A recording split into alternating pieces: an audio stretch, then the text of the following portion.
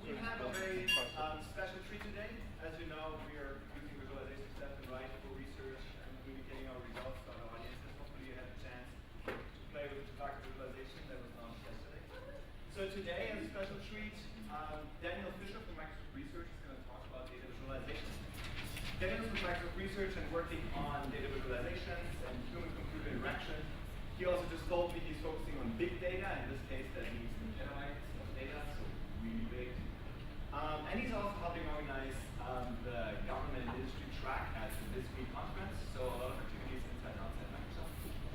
Very much looking forward to your talk. Take it away, Daniel. Great, thank you. Yes, in fact, a couple years ago, Peter was good enough to speak at the at the first ever part of the industry government track. That's an attempt from the VisWeek community to bring in more practitioners and to be less focused only on academics. I care about this because I live halfway between those fields. I'm a researcher at Microsoft Research, as he said earlier. Microsoft Research was founded 20-something years ago now. I'm sorry, I don't remember the number offhand. But the idea was to extend the state of the art in across computing to transfer innovative technologies into Microsoft and therefore ensure that Microsoft technologies have a future. Well, what's that mean? It means that we are a group of academic researchers at Microsoft. What we do does not necessarily turn into products. And in fact, I'm going to show you a bunch of things today that might turn into products, might not turn into products, might slowly and silently disappear into with a whisper into the wind, get published somewhere else, and someone else picks it up. Could be anything. We're also internal consultants for the company. And a lot of the projects that we work on, therefore, are probably 5 to 10 years out. We're thinking about things about how the company might extend some of its ideas into the future. So I don't want to go through the map of the company right now. What I do want to do is tell you about what we're going to, today I'm going to talk about a bunch of different things. Part of this is an introductory talk. I'm going to talk about some of the basics of psychology and perception work that are always sort of ticking away in the back of my head as I think about visualization. And I'll take that as an opportunity to complain about why I hate 3D pie charts and why you should too. This is an easy kill. Everybody hates 3D pie charts. It's not very exciting. And then I'm going to talk about the Microsoft corporate tree map, which is sort of a fun way of thinking about some of the concepts we've learned about how we can think about tree maps. I'm going to go over and talk about data psychotherapy and try and put your data on the couch for a few minutes. And I'm going to conclude with some of my latest research, as Peter was saying, on big data analysis. This is a set of data called Anscombe's Quartet. And it's meant to help visualize or help understand sort of what we're doing with visualization. This is data from something or another. It's synthetic data, actually, but it's data. And as you can see, we've got some X series and Y series for 4 different data sets. And, you know, as good statisticians, we know that the first thing that we should do is figure out their means. For every one of these series, the mean of X is precisely 9. The mean of Y is precisely 11. The variance of Y is 7.5. The variance of X is precisely 11. The mean of Y is precisely 7.5. The variance of Y is 4.1 something. There's the same correlation. They have the same linear regression line. These are clearly all for the same data. Well, okay. They're actually completely and totally different data sets with completely different behaviors that we can see instantly when we glance at them with the visualization. Sure, you can now go back and tell me what the statistical test you should have done to have gotten there was. But what I'm trying to say is that your human visual system was able to do this stuff very quickly, almost instantly.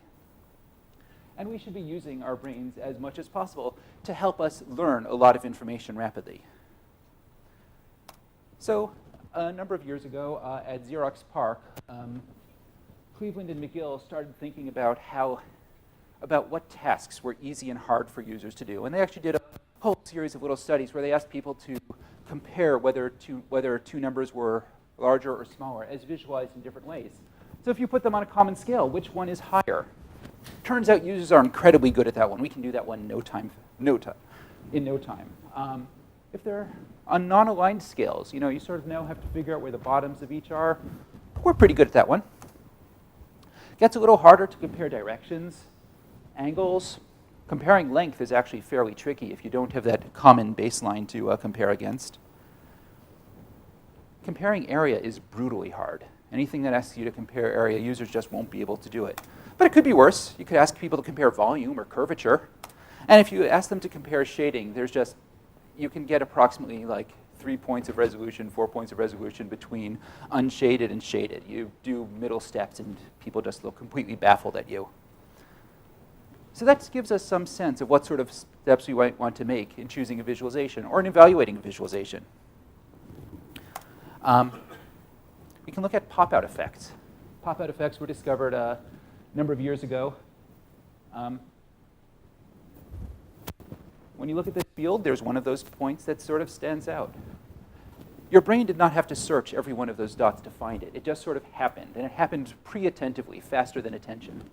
And if you go to this website here, and I assume these slides will be available afterwards so you can click through. If you go to this website, Chris Healy actually has this lovely demo where he'll flash these images at you for 200 milliseconds. Your eye doesn't have enough time to register that you've seen it, but you know precisely where that red dot was, or where the black dot was in the field of gray. Let's go a little further. If something's tilted, you pre-attentively notice that in a field of straight. Bigger, you notice in a field of smaller. Straight, you notice in a field of curves. Circled. Touching. Touching turns out to be a thing that our brains do pre-attentively, or clustered. Shape turns out to work pretty well. So we know, we've established which of these two images has something different in it. That one worked well. We know which of these two images has something different in it. And again, you figured that one out instantly. Stop me if one of you said, wait, is one of those different? Which of these has something different in it? I didn't hear an answer instantly. There is something. This red circle is the only instance of red circle, but apparently we don't do conjunction of things very easily. All the others are either blue circles or red squares. That's the only red circle. So we don't do conjunction, which is interesting because we do these other actions. There's also a notion of gestalt. Our eyes want to cluster things together. You're not seeing here a star field of 500 individual points. You're seeing, a cluster. You're seeing a swirl.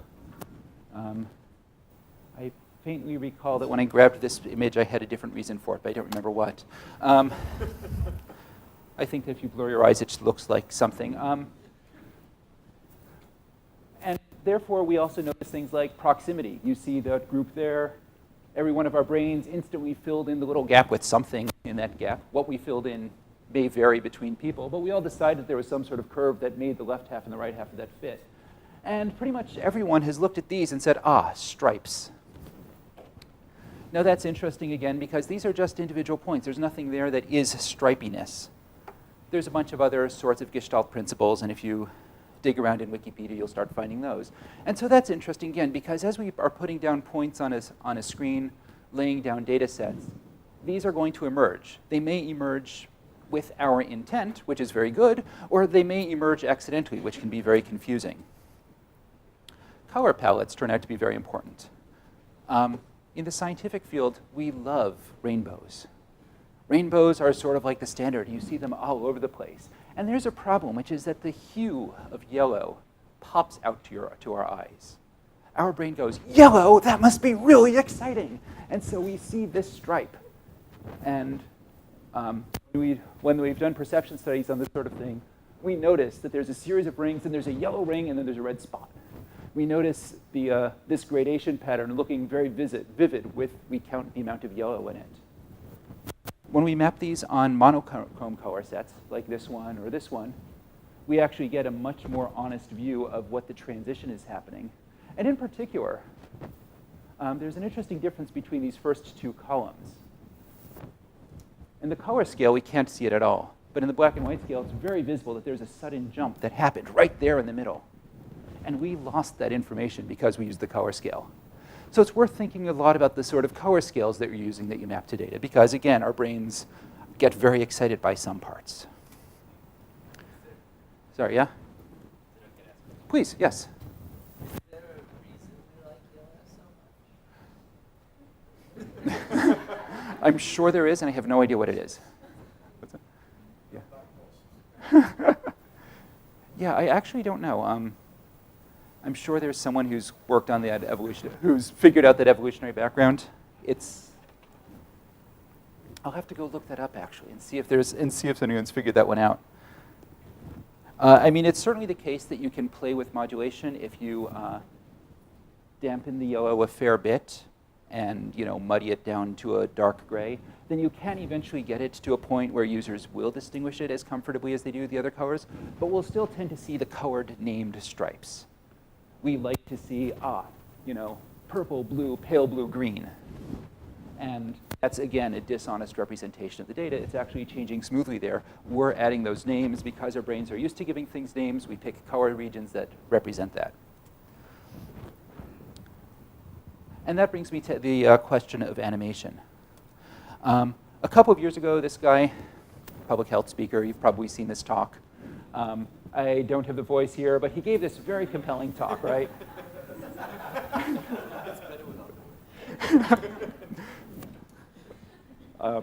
I've sometimes given this where I try and do my best Rosling imitation, but either way, it's this incredibly compelling thing. And everyone began to, and shortly after this came out, there was emails flying across Microsoft as various managers sent emails saying, why don't we have this supported? This is clearly the way that data analysis should happen in the future. Flying dots are the, are the way that data should happen.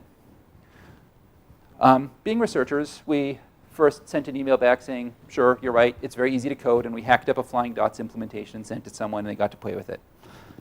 The other thing we did was we then went out and started studying what happens when users deal with flying dots. It turns out, so here was something like our test apparatus, and in fact, if you were to get the latest version of Excel and go to Power View, you can get a time axis button. In Tableau, there's a time axis button. Everyone's doing flying dots now. Flying dots are awesome.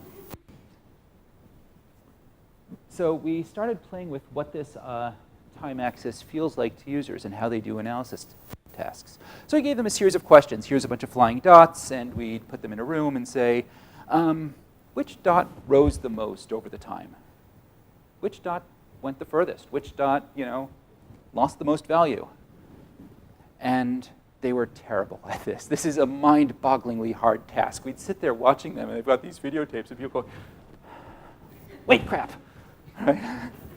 And they'd rewind and watch a different flying dot, and they'd rewind and watch a different flying dot. Users took forever at this task. We'd then go back and did this in public presentations, where we sat a bunch of users in a room not unlike this, and you all have like a little keypad to answer questions, and I fly dots by. And again, you watch the flying dots go by, and I say, which one rose the most or fell the most? This time, you don't have the opportunity to press the rewind button because I've only played it twice. So people had to guess. They did just about as accurately as they did with the when they had the rewind button. In other words, the best way to get a flying dots idea to communicate is to be Hans Rosling, or to have a Hans Rosling in front of the dots. Because as soon as I tell you, you should watch this one, watch how it rises, watch how this one sinks, then a lot of things changed. In fact, we did an analysis of the Hans Rosling talk. He has this one edition, the 4-minute BBC talk. In that 4-minute talk, he spends an entire minute setting up the axes. For the first 30 seconds, there's no data on these axes. He's merely naming what they are, showing what up means, showing what down means. Then he reduces those axes to one dimension. Up here is poor and sick. Down here is long-lived and healthy. We want to be here, not there. And then, finally, he starts showing the animation. But by then, it's been reduced to a horse race, and we're simply watching which dots have gone from here to there. So while animation is awesome, it's got to be very carefully constrained. So, for example, with the data set that you just saw there, we ensured that the team also had an ability to press about 2 buttons and flip over to this small multiples view where you could compare these dots on their track side by side. And instantly, users were able to read a whole lot more information out of this sort of view, out of a small multiples where they could actually see the data next to each other than when they were watching the animation go past. For example, with the sample data set that I was showing, these are the same flying dots as you saw on the previous screen. They're separated by I don't remember which dimension. But suddenly, things start popping out like the person who created this synthetic data set apparently was very lazy. And their 2011 set and their 2010 set are actually the same thing, just offset by a small amount on one of the axes. Didn't show in the animation. Didn't show when users watched it. Pops right out here. So I promised you that we'd hate on 3D pie charts. And now I think we all have the tools to do so. let's start, though. I generated this in Microsoft Excel for this presentation. It's got a 3D pie chart feature. Which wedges? Got two wedges here, A and C. C is obviously bigger, right? Well, yeah, but I mean, when I set up a question like this, we know what the answer is. The answer turns out to be that they're exactly the same size. Which is just completely impossible, right? We talked about the different things that users can do in that set of, what's easiest to what's hardest. And comparing angles on something projected in space is just almost impossible. And I should be clear, it's not just 3D pie charts that I hate. Almost all 3D charts are a terrible idea, again, because it's very hard to compare this sort of thing, right? We have to figure out, is there a perspective transformation happening going on? Is the front and the back on the same axis, in which case we're not really using perspective? Or are they in different axes, which means that we have to guess what the sizes are? I challenge any of you to figure out, say, how tall this purple bar is. Just what number is it corresponding to? It's probably greater than 5, and it's lower than 20, and it could be almost anywhere in between. And I'll go a step further. I not only hate 3D pie charts, I not only hate 3D charts, I'm kind of itchy about pie charts. Anyone care to make a statement about the relative proportions of these 5 areas? Anyone? Okay, how about this one? Anyone care to make any statements about these? This should be a little simpler. 5 smaller, 1's bigger. You do this one instantly. There are times when pie charts can be somewhat useful. When we want to make the statement say that something takes up almost all of the area. But except for that, we often run into scenarios like this one, which is like the United States by population. And about the only statement that you can interestingly make about this is like the biggest couple of states up through Georgia take up about half the population. And that's because it's really easy to read the number half off of this chart. But except for that, we're stuck. I'd like to jump topics again a little bit. I've been talking about things that I love and things that I don't love. And one of the things that got me into the information visualization field was my love of maps. I truly love looking at maps of all sorts. And my shelves at home are just piled with maps. And one of the things I was thinking, and I've talked a couple times about this idea of like sharing axes. I showed you like in the small multiples view of the animation, the idea that you could look at different things and compare how the different sets were to each other. And one of the places where that comes from me is maps. This, by the way, is also superimposed over a US map. You just don't happen to see the outline, but that's fine. Once you saw that this was Florida, and this was Maine, this was Washington, this was California, you knew precisely where these places were. And that's kind of cool. Because once we've got this stable placement of locations, we can start superposing all kinds of different data, whether it's some guy on the internet's personal travel history. Apparently, he really liked Northwest and Delta Airlines because he flew from Atlanta to Minneapolis to Seattle. Or this map here, which is, I think, temperature map, radiation of something or another. I mean, the point being, once I've put these, I think it's amount of sunlight received. Once we start putting up any sort of map, you look at it and go, yes, I see precisely what's going on with this data. You know where the things are. So I really care about building coordinate systems that users can understand. This is a tree map. I know that many of you are familiar with tree maps. You've been playing with them with like the GDR viewer, that sort of thing. This happens to be a corporate tree map of Microsoft. So the CEO is at the top. The vice presidents who he reports to are sized proportionately to the number of people who they employ, and the boxes below them are sized proportionally to the people they employ, and so on all the way down. So, for example, I'm in Microsoft Research. It's this little box here. As you can see, Microsoft Research takes up, 0.5% of the company. Estimating area, very hard. Not as hard as some other tasks, but we talked about that. We can start looking at different products of the company. Windows and Office and the online services and server and tool, it's the Xbox. And so these are the people who make stuff, the sort of development side of the Microsoft Corporation.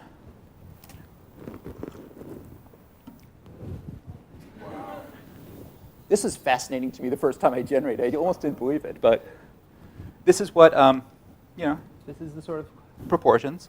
And so now we know something about what the company looks like. And that's kind of interesting, because we can start using this to start analyzing other sorts of data.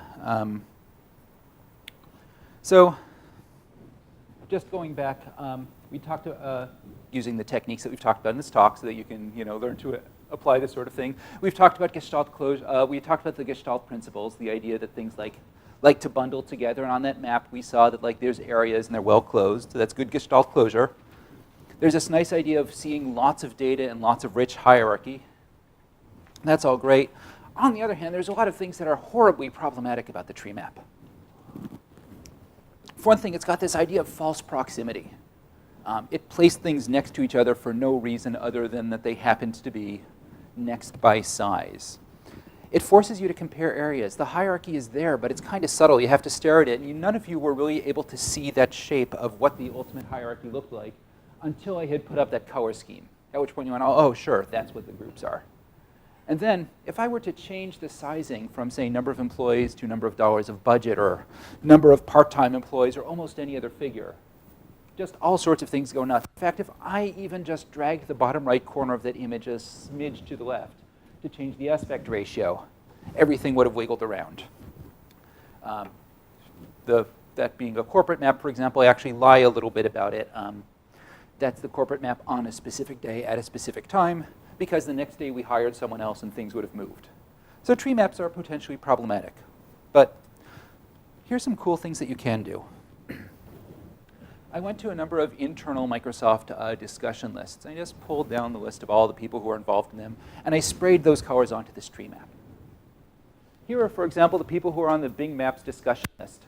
We may remember that this was the area that Bing's run by. I'm going to take a wild guess and guess that that green square there is the people who are actually involved in Bing Maps. And it turns out that mostly the people who are talking about Bing Maps are on the Bing Maps team. Here's people who have been programming Connect. We saw that the entertainment business was over here.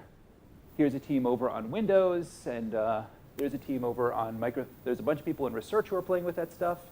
And interestingly, there's a handful in sales and marketing, possibly some of the product evangelists who are going out talking about how awesome Connect is to program with. And so they're talking externally, and so they're learning to use the technology.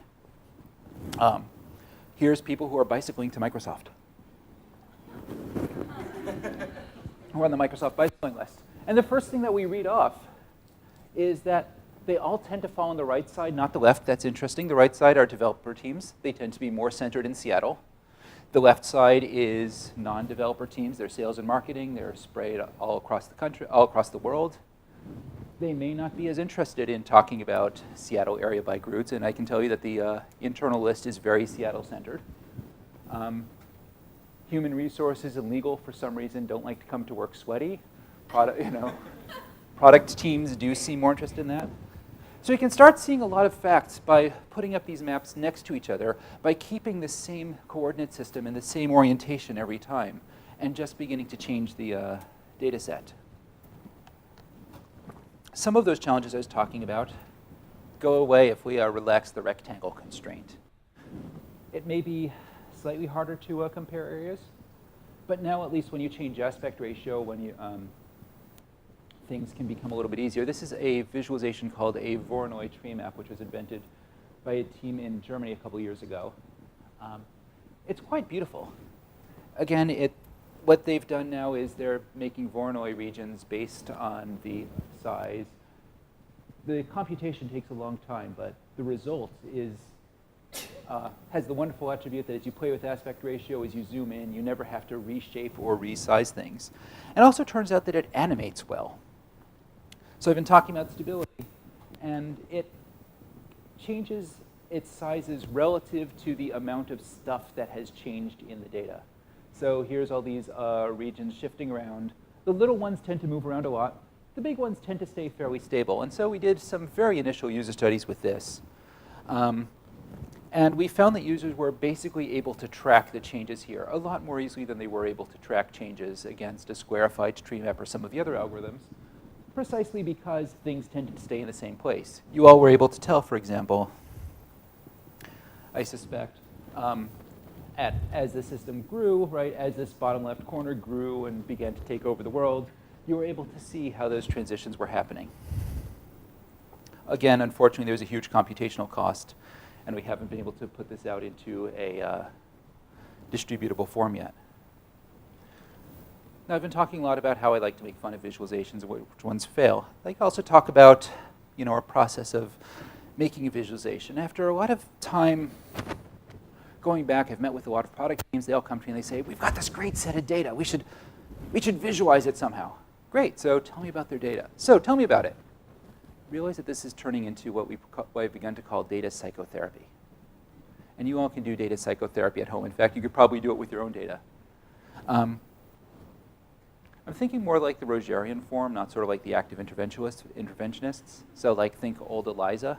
They come to me and say, "I've got this great, exciting data. So tell me, what makes your data great and exciting?" "Well, it's going to show me which groups are making all the profit." "Ah, so profit's important to you." "Oh, yeah, absolutely. Profit's a thing that we're going to want to see with this data set." Great. OK, so I already know what my y-axis is going to be, or what my color scale or something, right? That's the dependent variable. So when you say all the different groups, "Oh, yeah, because we've got like 5 different teams." Oh, right. I'm beginning to think small multiples, or I'm beginning to think so. But as we begin to break down these pieces, as we begin to ask the question of what's the thing you want to see? Why are these groups interesting? Right. What are we begin to find out. What are the axes you care about? How does this stuff change over time? Do you care about how it changes over time? Who's the person who's looking at it, and what are the questions that they're going to ask?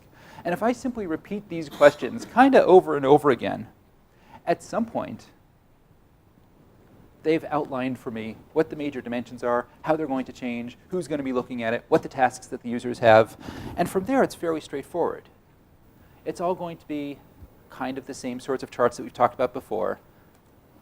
If you really want to get sophisticated about this, Jacques Bertin in the 1950s, a cartographer, did this lovely book called The Semiology of Graphics. He had no idea he was writing for computer scientists, but it's been really adopted in the visualization world. He looked at different sorts of dimensions by what sorts of things that you can, by what you can visualize them. So for example, if you modify the shape of points, you can use that to show qualitative differences. If you modify the size of points, you can use that to show quantitative differences. And if you start flipping through his book, what he does is page after page, he says, OK, if you've got one qualitative axis, one quantitative axis, and one cartographic axis, here's 5 different ways that you can show that.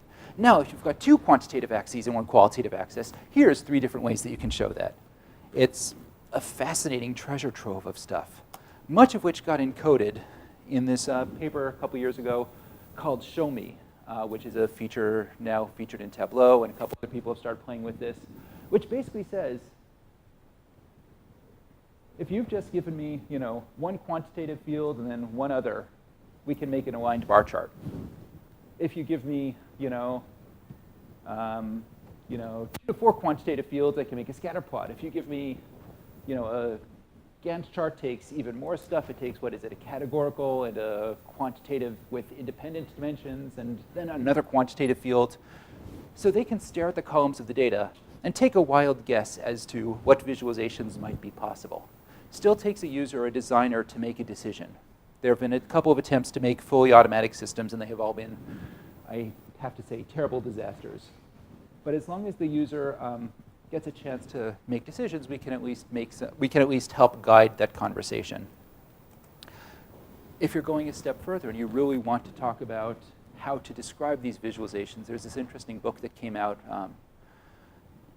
about a decade ago called The Grammar of Graphics. And it describes a declarative language which can be used to describe what a visualization is, working its way up from what the data is to what the types of geometry they're using for the marks are, how you're transforming it, whether you're binning it or whether you're placing it directly on the graph, what the scales that go on top of that are, what the axes and coordinates that go on top of that are, and finally what the facets and multiples and breakdowns are.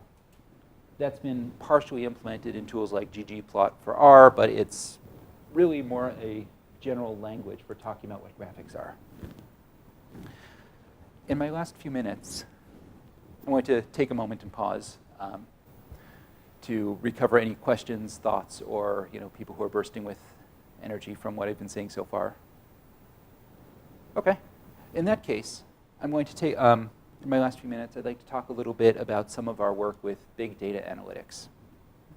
A couple of years ago, my team started talking with various product groups, and one of the things that we've been realizing was that when data got big, people changed their behavior almost entirely. They stopped playing with data, and I love playing with data. You explore, John Tukey talks about it in his book on exploratory data analysis, but it's this idea that exploratory data analysis, it was written in the 1970s, it's pre-computers, or it's pre-ubiquitous computers, and certainly pre-ubiquitous graphics, the way that we think of them today. And so a lot of the work that he talked about in that is how to get something on paper quickly. He's most concerned about keeping your hand moving fast, because he wants you to be able to look at this data column and sketch something down and see what the data looks like, make a decision about whether this was the question you want to be asking about the data, and move on to the next. The idea of moving rapidly through data and exploring a lot of opportunities is a critical one. Now, this is partially because there's a difference between exploring data and presenting data. When you're presenting data, and a lot of the stuff that you do on your website is, hey, look, we're showing you the world, a curated view of this data set. But very often, someone drops a data set at you. You're trying to learn some basic facts about it. You want to move through it rapidly. What happens when that data set is big? Well, it turns out that the data analysts that we were talking about changed their behavior. They stopped exploring. They didn't drop it into Tableau or Excel or SAS and flipping through a bunch of dimensions. They'd start up their Hadoop process, and they'd write a query, and they'd go away overnight. And they'd come back the next day, and they'd look at the result, and half the time their query had crashed, and the other half it had actually worked, and so they were able to take those results and process them and try and remember what the query that they had asked for was, and then write a new one and let that run overnight. And so it could take days to be able to ask any interesting questions of a data set. The problem is, you get stuck on whatever your first interpretation is because you simply don't have enough time to play with alternatives. You've invested a week into asking this first question. You don't have time to ask a different one, and so you're going to have to go with whatever those initial assumptions were. This reminded us of an era that some of you may recognize in technology. An era when data processing jobs took overnight, when programming felt a little bit different. It's not the way that we like to program today. One of the wonders of modern technology is that we can work with things interactively and play with them in lots and lots of iterations. Not only that, but it's getting costly. When you're running something like a big Hadoop cluster, we have the ability to spend unlimited amounts of money, right? We've actually hit the point now where keeping the system running on, say a couple thousand cores and a couple hundred hard drives spinning for a couple hours may actually cost more money than the analyst who you're hiring to program it. That's new. It's not the way that it used to be. And it means that you're spending a lot of time. So there's a lot of savings if you can cut that down. My favorite example of this is Microsoft internally has a system called Cosmos. And one of my colleagues worked on the Cosmos system. Cosmos is our internal Hadoop variant. And it runs essentially all of the big data analysis jobs for things like the Bing system for, so like they're trying to figure out what advertising campaigns to use, that sort of thing. So they run a whole bunch of analysis on who's clicked on what sort of links before. An interesting result that we found a couple of years ago was that something like 90% of Cosmos jobs were very slight tweaks on a previous Cosmos job. So someone had run it, gotten the wrong result, found out they had done slightly the wrong thing, or wanted to get it updated for the latest data set, and ran it again. Cosmos is so overburdened at this point that there's something like a 9 to 12 hour wait to run your job. With 90% of the jobs being repetitions, if we could simply have thrown away those repetitions and done most of our jobs originally, then we'd be seeing something like 90% lower load, and people would be actually getting their results rapidly. So if we could find ways to let people cut things off, that would be great. Joe Hauerstein, a decade ago, had the idea of trading accuracy for latency. In a traditional querying system, we're going to phrase this as user happiness, right? In a traditional querying system, you put in a query and you wait for a long time. You have no happiness whatsoever. Nothing has happened. And then very suddenly, you get your result, and you are filled with happiness. You now know the answer. And life is good. What if, though, we could give you a rough approximation based on the first little bit of data? You sometimes do this explicitly with sampling. But when you do sampling, you're having to decide up front. What if we could make this into a continuous curve? That is, we give you an initial sample, and you're a little bit happy. And then we give you a little more data, and you're a little bit more happy. And we keep that running until you've finally seen enough data that you're almost as happy as you'll ever be. Now, it may in fact be that it takes more time to ultimately converge at the 100% answer than it otherwise would have. After all, we've spent overhead on computing partial answers and giving you approximations and all sorts of other things. But at least we've been able to give you some of the happiness. Well, could you wait? We have alternatives here. So we did a research project a couple of years ago beginning to play with how users would respond to this idea of partial and incremental results. Database people don't like this at all. They really like their queries to be completely correct. But this is kind of fun. We've done a query here on, actually let me restart this because I ran my pacing wrong.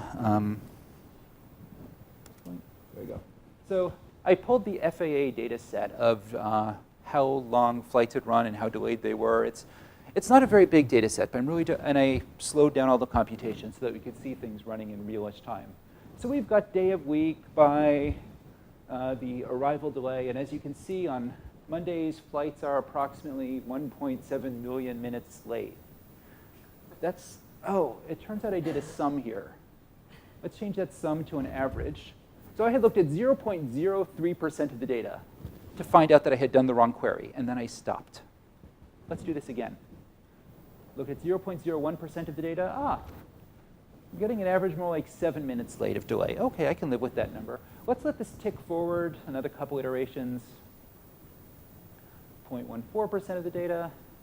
OK, I'm at now 0.2% of the data, and I can already tell you that flights on Friday are 9.4 minutes delayed. Flights on Saturday are 4.8 minutes delayed. Sure, we've got pretty big confidence bounds.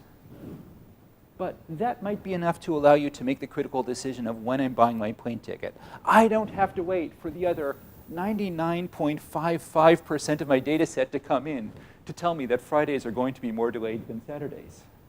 And so if you're trying to make, for an awful lot of decisions that people make, maybe that approximation is enough. So that's a cool demo. We actually went to some real users and asked them. Spoke to a guy at the Xbox team, someone who's doing analysis on the fire hose, someone who's doing maintenance on our big server sets. For each of their teams, I sat down with them. I pulled a sample of their data that they had not traditionally visualized, but that was sort of business critical, often stuff that they were doing sort of standing analyses on.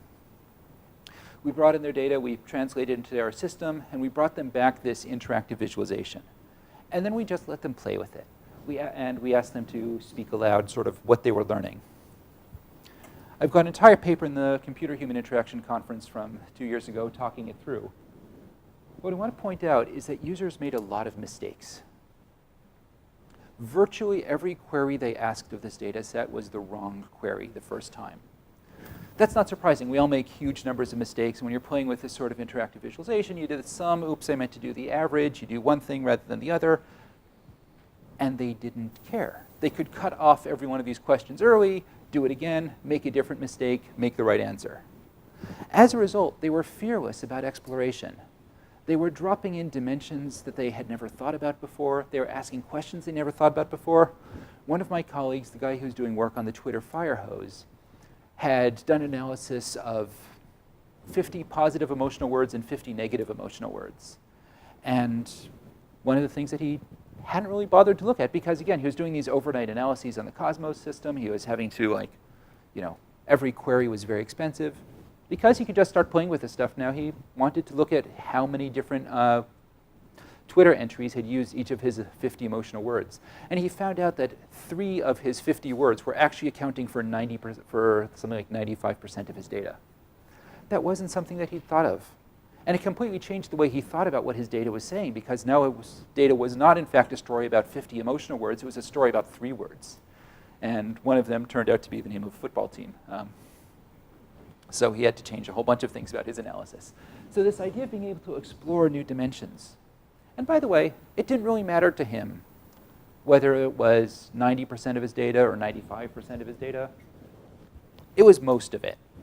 The numbers that he was dealing with were rough. In fact, almost all the numbers that I saw anyone dealing with were very rough. Nobody cared in these particular contexts about 4 or 5 digits of precision. They cared about orders of magnitude. And many phenomena that were most interesting to these communities were orders of magnitude, at least in these early exploratory phases. And so the ability to look at small parts of the data, understand what was going on, and use those to refine their queries was a very compelling and important part of the system.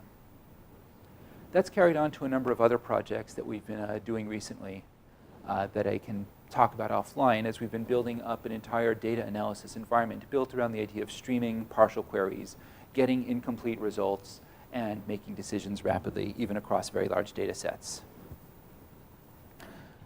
In conclusion,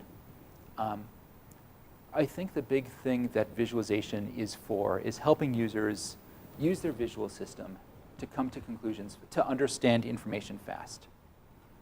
We've talked about ideas like the pop-out effects, where if there are pieces that stand out of a data set, it can be seen instantly. We talked about the idea of gestalt, where things get grouped together. And conversely, we talked about using color judiciously, and some of the challenges where color can become problematic. I'd like to thank you all for your time and interest. You can find some of our recent work on big data user experience at the Research Big Data UX page. I do the email thing, I do the Twitter thing, and I'd be delighted to stick around for the next 15 minutes and beyond and talk about whatever issues are, coming to your mind about data visualization. Thank you.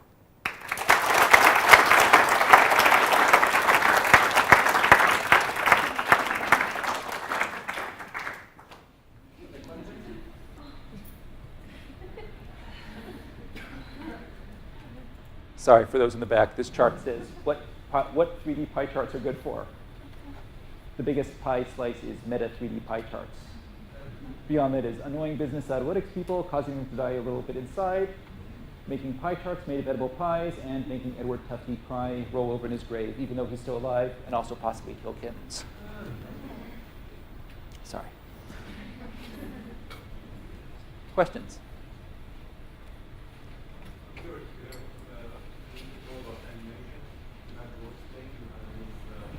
Yeah. Do you have any successful examples of animation? Yes, we do. A couple of years ago, we did a series of analyses on animation for transitions. So watching when you change from one chart type to another, or watching watching transitions happen. And in general, animating data can be very challenging for users. It can work specifically when you're animating across an axis that they understand, and you sort of can explain where you're coming from and where you're going to. The other place that we are fairly successful is in helping users stay oriented. If you're trying to stay oriented. So specifically, we did a paper on transitioning from, we were playing with things like transitioning from a pie chart to a bar chart, or changing the axes on a bar chart, that sort of thing. And animation allowed users to understand which dimensions were staying the same and which ones were changing. So, for example, at one point we unrolled a pie chart into a bar chart. Whether it was the right animation or not, I'm not completely sure. But one of the things that it was able to show was that users were would look at that, and because every stage in the steps was one that users could interpret as a visual chart. I'm sorry I don't have the animation with me to show it. But because every step at least was semantically meaningful, users were able to understand what was going on and were able to stay oriented. I have a paper in a book called Beautiful Visualization, put together by O'Reilly a couple of years ago, called Animation Opportunities and Drawbacks. It's on my webpage. You don't have to buy the book if you don't want to. But it has a couple of case studies of places where animation has worked and hasn't. In general, if it helps a user figure out how to how the before and after relate, it can be very useful. If it's sort of if it's simply trying to change dimensions, it can be more confusing. Yeah. Would you then add that for presentational purposes, animation can be very powerful? Obviously, Hans Rosling is very Right. successful with his, and we've seen that with DVD Compare, that if you show the transition, you talk about it, Right. it becomes very powerful, becomes background to what you're saying. Exactly. But it's more difficult for the users. Right. And one of our key findings, in fact, was on the difference between exploration and presentation. This is an area that's beginning to grow in the information visualization field. I think 10 years ago, we were all talking about information visualization, just sort of this thing that we did. And we've now realized that sometimes you've got a data analyst who's sitting there in front of their own terminal doing their own analysis, and sometimes you're doing something that you're either trying to communicate to someone or you're going to stand in front of an audience. And when you're communicating, perhaps through your website, perhaps through the tools that you're building, you've already curated data, you've already got an experience that you want someone to have. Animation can be very good because you've sort of sat there and thought about what the steps that you're bringing someone through are, and you've made sure that they're going to be able to follow those steps. That might be very different than when you've got someone sitting there doing analysis at their own terminal. The animation may not be as valuable, precisely because they may not be asking the same, their brain may not be making the same leaps that yours is. Yeah? In any of your research, have you looked at just subjectively whether or not someone likes a graphic? For example, the animation might detract from the information, but someone might like using it more. Do you ever ask that sort of question? We do ask a sort of taste question after most of our studies. This is a bizarre space for me. I'm not a designer.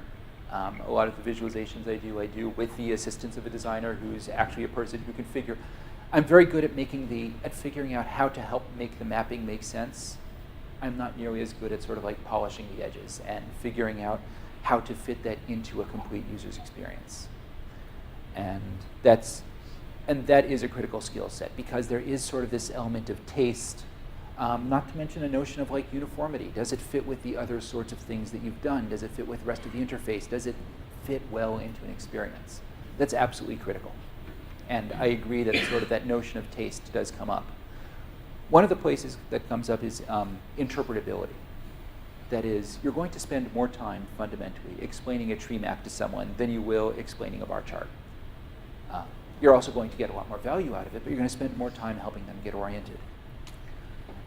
About 5 years ago at the Information Visualization Conference, we had as our keynote speaker the head of the New York Times data team. And he was saying at the time that they were terrified to use anything more sophisticated than scatter plots. In fact, they were very hesitant even about scatter plots. And he showed us this one scatter plot they'd done where they very carefully, they put down the points, and they had individually labeled a large number of them, and they'd labeled regions so you could understand that this was the, I don't remember what the dimensions were, but 4 different sectors and sort of what the important dimensions for them were in those sectors. Interestingly, I think the New York Times either has gotten more confident in the way that they show their data, or they've become more confident in what their users will follow because they're now doing fairly sophisticated visualizations on a very regular basis. But their data team has excellent design work, thinking a lot about, one, how to maintain a consistent style so that every time you see a visualization from them, you go, that's from the New York Times. And second, they do a very good job of sort of on-ramping users on to help them follow what the major steps are and what they're trying to bring them into. Does that kind of address your question? I think there was one in the back. So when you do these partial queries, Yeah. is there some way that the data is placed randomly or accessed randomly in the database so that you don't end up with some sort of definite correlation and drift through your whole estimation process? You might look at all the early data first, Right. and that might give you a totally false sense of. Oh, So absolutely. in other words, what I'm asking, has Yep. the database community come up to somehow or other allowing for random sub-access? One of the delightful parts about this project for me has been having knockdown, drag-out fights with some of my colleagues who are long-term, very good database people, and just trying to figure out sort of how our worlds interact and don't interact on this. And one of them critically is that in the database world, they're very used to building indexes. they want to put their data in a meaningful order where things are aligned so that you can access it as rapidly as possible. But that presupposes certain sorts of questions. And when you talk to a database person, or if you are a database person, right, you pick a set of queries that you expect to do, and you build an index over that. But at these early exploratory stages where you're trying to learn about your data set, we can't assume anything about what the interesting questions will be. Maybe we can, but we want to allow a lot of those to happen. And so we actually want to find the most random access to the data that we possibly can. And so yes, you're precisely right. We're doing strange techniques in our conversations, like we're shattering things across. As we get things like logs, we want to scatter them across as many different servers as possible so that each server is seeing as random sets as possible. We're trying to unindex our data as much as we can. I was just wondering if this is part of sort of database technology in that your queries would come back in a random order. Random sampling across databases has been an active field of research for them.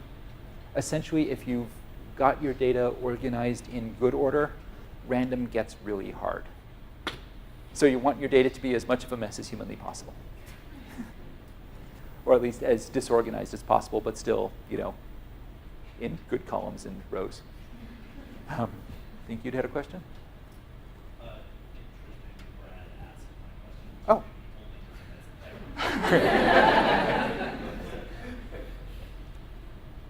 I feel efficient. Anything else? Okay. Oh. I'm a fan of high resolution, multi-channel standalone transfer, and I think some of that's lost now with the graph dimension because the visual memory is relatively full. Right. You can't go back and compare. Yes. What do you think about that? Totally agree. And is there a future for high resolution static graphs? That's an interesting question. A number of years ago, I took a visualization that I had done and I printed it out as a big map and hung it on my wall. And I definitely got different things out of it than I ever had from having the digital version. My favorite example of that is building, I guess, on this notion of once you've got sort of a map and you understand the environment, you can build on that. One of my colleagues a number of years ago built an initial visualization, calibrated her projector to point at it, and then as she got in different data sets that she wanted to overlay, she'd literally project over that. So you had the high resolution virtues of looking at the pieces and the lower, but still not terribly low, resolution value of projecting onto it. And so you could maintain the quality of the map. There's the most extreme version of that I've seen is that there's a team at INRIA who has been playing with wall-sized displays. There's like 30 feet across by 10 feet high. They published a paper at Information Visualization this year on building visualizations where when you look at it from a distance, you see one image, and when you come up close, you see a different one. And they're taking advantage of properties of the human optical system, essentially to cause, if they do very fine lines, and they put a gray, every time they put a black line, they put a white shadow near it. From a distance, that just looks gray. And so they can do very high resolution things that from far off aren't visible at all. And conversely, they do very low resolution, low frequency color shifts that from close up aren't visible at all. And so by playing with those different frequency domains, they're able to allow, and they do this ultimately with the big printer, although they're hoping to move to the digital version. They're allowing users to interact with the data on multiple different levels. I think that's an exciting area. I think there's going to be work on it in the future. I don't know that there is right now. And in fact, for better or worse, we're all moving to 300 by 500 pixel formats. And I think we're going to have to figure out how to balance that sort of thing. Any more questions? Well, thank you very much. Okay. Thank you all very much.